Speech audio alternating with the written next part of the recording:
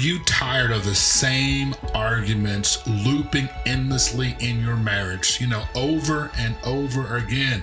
Do you feel like you're stuck in conflict? Remember that movie Groundhog Day? Yeah, that's what I'm talking about.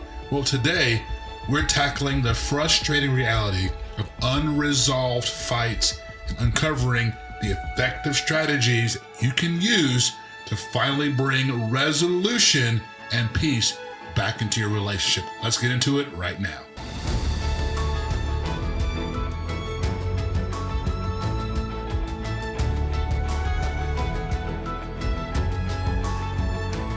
Welcome everyone to the Home to Haven podcast. We're so happy you are here and downloaded or tuned in wherever you are watching or listening, however you're watching or listening. We're so glad you're here. We're the Turners, and this is your home for faith-filled content that will help you communicate in your relationship. If you get anything out of the episode, we would ask you just give that a thumbs up, help the algorithm tell more people this is something that's pretty cool. Or also, if you're on a podcast outlet, give us a rating. That'll be a huge help to us. That's it. Yeah, we love to hear from you. We love to see those comments coming in and the reviews we've gotten recently. So keep them coming. Absolutely. Let us know what you like to hear, what you want us to talk about next. It's episode 101. We're in 3 digits. 101 or 102? 102. Okay, 102. We are in 3 digits. 102 digits. FM. Yeah. Charles got the radio voice. Yes, and I feel like I'm dressed like a Reese's Kit Kat bar. Yes, something. you were saying that before we started, so that was pretty funny. With the but orange and black. We can definitely see you over there. Oregon State. Okay. You can see me. I can see you. Well, you're the one who picked up black pants. Bright and clear. So. It's all good. We're not going to fight about it, right? Because that's what fight about. Okay, well, we're talking about fights, so I was making the segue into the fights. Look at you trying to be a radio smooth. person. That's right. Okay. Yeah, so we're talking about why fights never end. Yeah. The same stuff over and over again. Right. That's a very common theme. I think so. Especially with people who I know one of the things of bringing up is that's the reason why we broke up because you always did this, or that's the reason why we're not together because you never, and it's this unresolved cycle. I'm always telling you this unresolved cycle of, fighting or arguments with things you guys never bring resolution or agree to. Yes, and I actually felt that way. I'm like, we've already been through this. Like, this is not a new topic for us. Tell me more about that. What specifically? Name it. Exactly. Your Honor. I didn't want to share everything with everyone. What do you want to share? Okay. No, I have felt that before. A lot of it is like in the beginning. Okay. 10 years ago. Where it was like some of the communication barriers we were working through. I'm like, we've already talked about this. And either, like you said, we haven't fully resolved it, or it's coming back up again, or I'll say you might have brought like the same type of issue to our discussion. I'm like, we have already talked about this. Like, obviously I'm not doing what you need me to do or whatever it may be. Okay. But I'm like, this is not a new thing for us. And I think we don't really go from like brand new, all of a sudden we're, talking about something we've never had an issue with ever before in our relationship. Do you? What? Like just something random like that we start fighting about. Like, I feel like it is kind of always generally the same underlying. No, I don't know. Yeah, I guess. The same underlying. I don't know. I'm trying to figure it out because you may do something that I don't like. Correct. And that might rub my skin a little bit. Correct. But it's not like, I don't know if it's an underlying tone. I didn't say a tone. I'm just saying underlining theme. Again, the last major thing that happened was many, many moons ago, and that was when I felt disrespected with Jayden in the car. And I feel like you kind of... Exactly. You didn't feel like I did what you wanted me to do. I'm like... No. Not that I felt like what I wanted you to do. I mean, that's a recurring theme. Yes. I felt like you did not have my back in that moment. Mm-hmm. It's not what I want you to do. It's what I feel like you should do. Okay. Okay. Yes. So I feel like it's nothing new. Like, do you feel like that's never happened before? You've never felt disrespected. It was just this one random time? Very little. I feel like you give a lot of respect. I feel like you honor and you grant a lot of respect. So I don't normally or generally feel disrespected. Mm-hmm. It's not a whole lot. Right. Which I'm very grateful for. And I thank you. And I didn't feel like I disrespected you. I felt the issue was the lack of communication, like in that moment of what had happened. So I felt like it was more of this is kind of what I need and I didn't get it type of talking.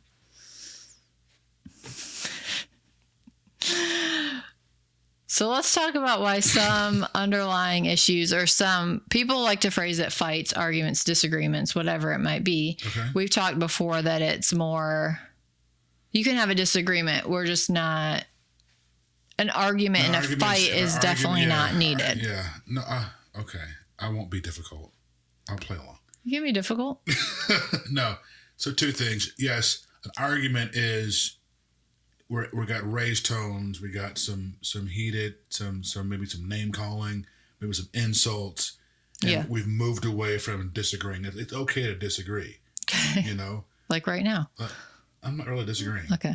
I can disagree if you want me to. No. You may think we definitely disagree about food. Mm-hmm. But, I'm trying to think of, we were talking about redoing our office, our closet, mm-hmm. and I kind of wanted to do it a little bit sooner. You were thinking more about waiting. Mm-hmm. It wasn't a big disagreement. We were kind of not seeing eyeball or kind of on this, but you were like, okay, well, I like to wait. I'm like, well, I kind of want to get it all done now. And right. Then, the Lord was like, well, how about this? The shipment can't come in, so you'll be waiting. So, right. But little minor things like that. So yes, a disagreement is okay. Argument, not okay. But to your point, yes, a lot of times there's an underlining tone, or there's things about your spouse, and this is what I heard. It was so great, is that marriage is not the wedding. Everybody focuses on the wedding. Yeah. And the bouquet and the dress and the groom's colors and the bridesmaid colors and the venue and the photographer, the DJ, and it's a lot. All that stuff. Mm-hmm. That's not marriage. Correct. Marriage is day-to-day life, but marriage is the things that I don't like about you. Okay. And the things that you don't like about me. Okay. They never change. Are you going to accept that? Mm-hmm. That's marriage. Those things. Because there's things about you that, kind of like sometimes will irk me. Right. There's things about me that are going to irk you. Mm-hmm. So those things probably, are they going to change? And we've talked about this in the podcast. Mm-hmm. People are who they are. They is who they is. Mm-hmm. Right? Mm-hmm. You kind of grow, mm-hmm. but because those things don't change, there can be underlining issues. Yeah. And so if you don't work to resolve those, both individually and then corporately together, they're going to always come up. Mm-hmm. They're going to always be this underlying theme of if it's disrespect or unloved or unheard, trust, or that's really the issue. It's not that he went outside and went for a walk and didn't tell you. Like, you just don't trust him. Mm-hmm. You don't trust him because, let's layer the 3 whys deep and let's get to the root, because that's the real issue, not what happened. Another quote that was said that I love is that unresolved issues buried alive never die. So if you just kind of sweep things under the rug and not really deal with it, it's going to come back up. Or you think, oh, well, we get married, that'll fix it. No, that's going to make it worse. It's going to magnify it. Right. Now. Or if we get a child, he'll change then. No, that's not going to fix it, right? Right. And so it's stop sweeping the issue and deal with it. Take time to talk it through. Here's what's going on. Here's how I feel. Mm-hmm. Here's how it affects me. Not you. Mm-hmm. But here's what Here's how this impacts my life, and how can we work to resolve this? And that goes along with one of the main reasons why our title was Why Fights Never Die, right? Yeah. And so you're saying that really there's unresolved issues. And so there might be a surface level problem that comes up that you are going to start that disagreement with your spouse over, but really it's like a deeper issue. Like you 100%. Said, it's either the trust or whatever that deeper issue is, it's going to pop off because, you left the dishes in the sink or whatever. Yeah, is it really that's the dishes? Not really. That's not right. Right. You probably feel unheard, or you feel like disrespected too. Like I've asked you not to do that. Yeah. It's not the dish. Right. And we got this big DEFCON World War V reaction. Right. From dishes. And he's like, a dish? Right. Or, you remember The Breakup? You seen that movie with Vince Vaughn and I probably have, but I'm not a movie person. So I don't remember movies. After I watch them, they're gone. Okay. So they're having the main big fight in the beginning of the movie, okay. And she's like, I want you to do the dishes, and he's like, why would I do dishes? She's like, I want you to want to do dishes. He's like, why would I want to do dishes? Right. Right. And she's like, you didn't bring me the lemons. And he's like, if you would have brought me if I would have known you would got upset about this, I would have brought you the whole lemon stand. Yeah. And she's like, that's not the point. It's that you don't listen. I tell you to do things, and you don't remember. And I feel like you're not putting me first.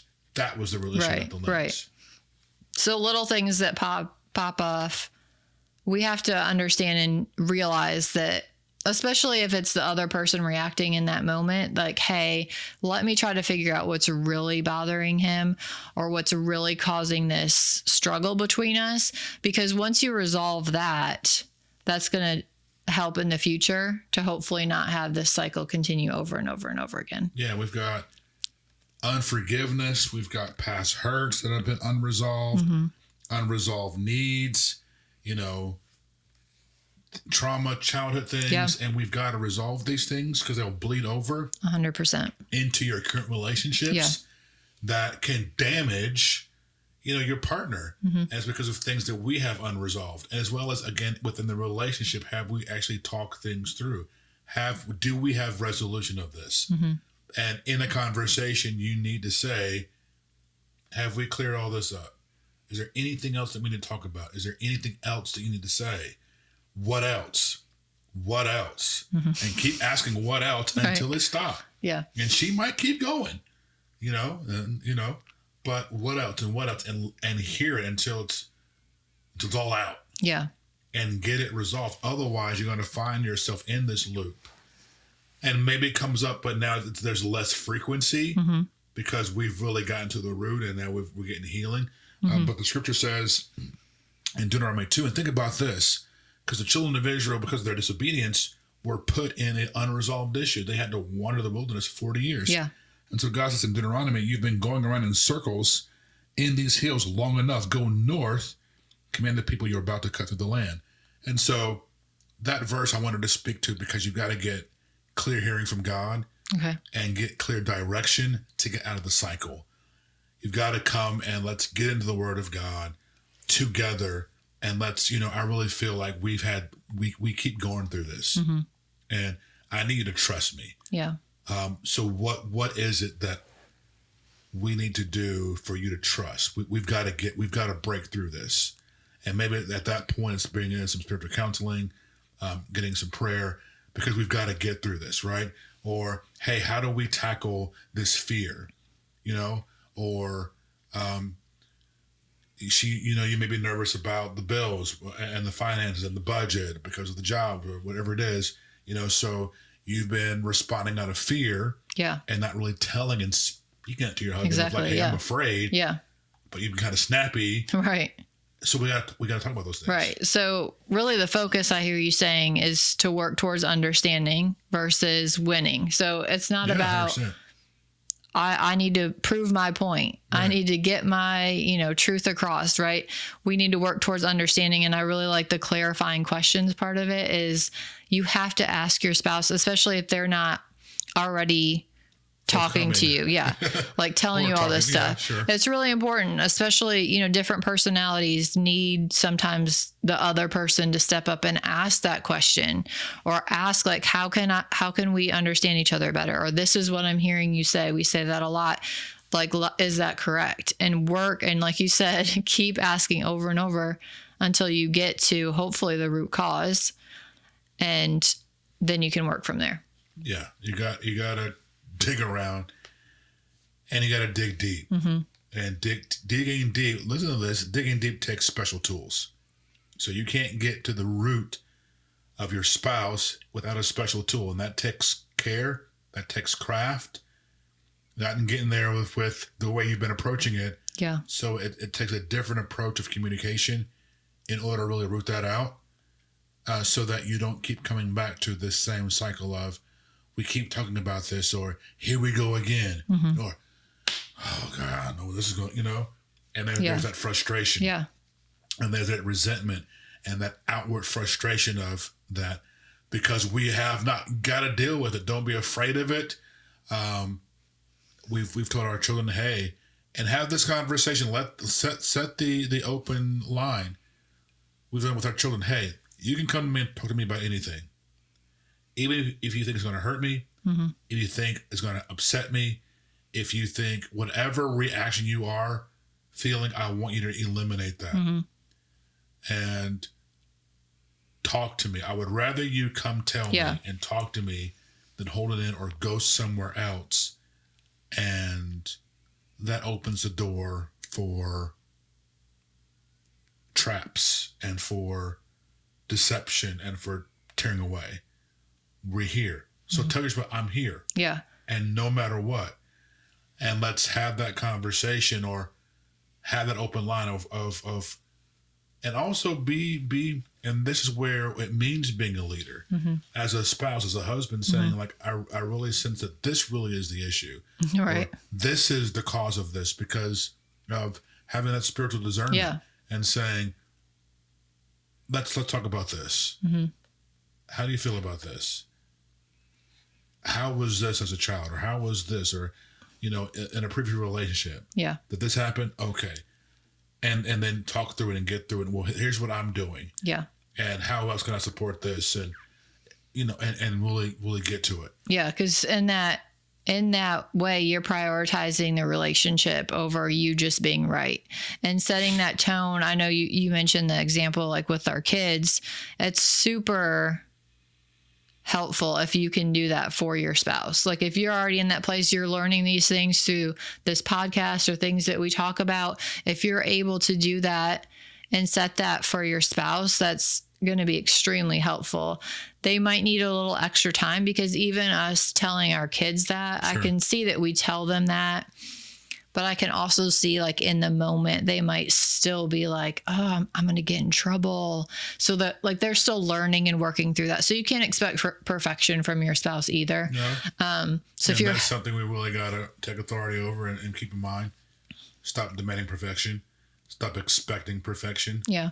We are humans, and we are still flawed. Yeah. In our righteousness state, we still are flawed. Yeah. And we have to be renewed, though the outward man perish. Mm-hmm. The inward man is renewed day by day. And so we've got to put on the mind of Christ every single day. And our flesh is still getting it together. Mm-hmm. That's right. Sunday, your spirit's perfect, but your soul is still getting saved on a day-to-day basis, right? So those are some of the things that we wanted to share with you today, that if you're having this constant cycle, man, we're praying for you and we're here for you. So feel free to email us at hi@oakhavencompany.com. We'd love to pray with you, and I agree with you that you won't see a repetitive cycle of the same issues over and over, but that there will be resolution. You can and you will see progress and the next steps. You want to see growth in your relationship, not just the same status quo. Amen. So again, send us a message, comment below, or hi@oakhavencompany.com, because Jen and I we exist for you. We've got a great resource that'll also help you, that will cost you nothing. We want to put tools in your hand that will help you, again, communicate in your relationship. This is called 5 Connection Habits for busy couples. And this is one thing you can do. It's 5 things that take 5 minutes, so literally 25 minutes throughout your day. But they're habit forming that you can start doing to really bring you guys together and help facilitate some of these conversations. Yeah, there are things you can do, habits to start doing so that you habits to start doing. Yeah, yes. It's not like a to-do list. Make sure you do this every single day, right. on the hour, every hour type right. of thing. But just those habits and rhythms you can start getting into to make sure that you are connecting with your spouse, because when we don't put that intentional effort into our relationship, it can easily drift away. We can get consumed with other things, and that connection, doesn't remain strong. So this habit actually has a habit tracker as well. I was going to say this habit tracker and guide is free to you, so you can download it today and see what those connection habits are. They have a sample prayer for each one as well, so you're praying over your spouse, just some bonus tips as well. But these are really great habits to just start weaving in your normal day-to-day and week-to-week living. I found the more you pour positive into your relationship, it flushes out the negative. Yeah. And so as you start doing these habits, for instance, like writing a little love note, I'll give you one little. He's giving a spoiler. Right? That's going to, again, facilitate. The more love I express, then the more for you, because women are communicating in the currency of love, mm-hmm. the more trust that's going to build, the more honor that's going to build. Yes. The more openness and receptiveness of heart that's going to build.